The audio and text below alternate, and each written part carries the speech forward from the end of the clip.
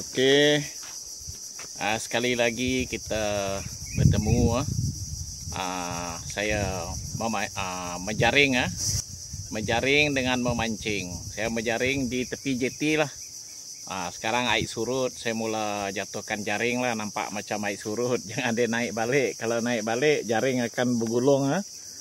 Oke, kita tengok. Saya sudah tahan. Saya tak ambil video tadi masa saya masang jaring. Ini ya tali jaring. Saya buang dekat jeti. Nanti kita akan tengok. Nampak gaya macam sudah ada lah. Tengok.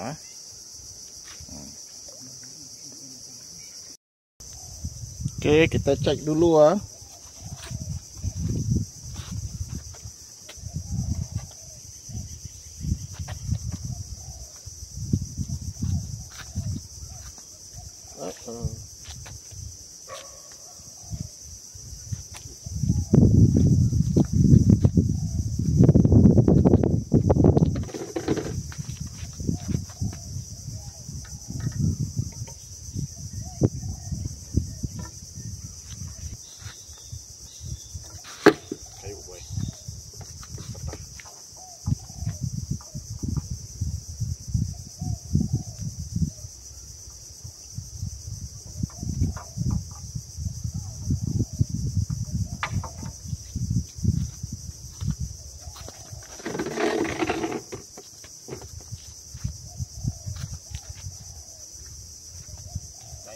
Kawan-kawan, tengok ni ya.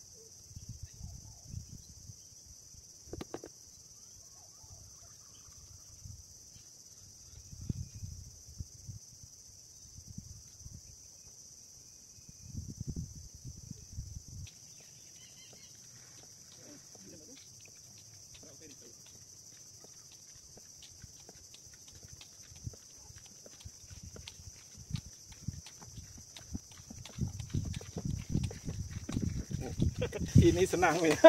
Senang dari pancing. Oke, nah ini dia. Kawan-kawan.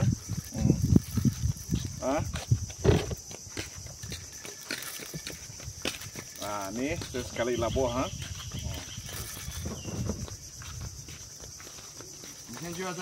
Ada dalam 10 ekor kan. Iya. Oke, kawan-kawan.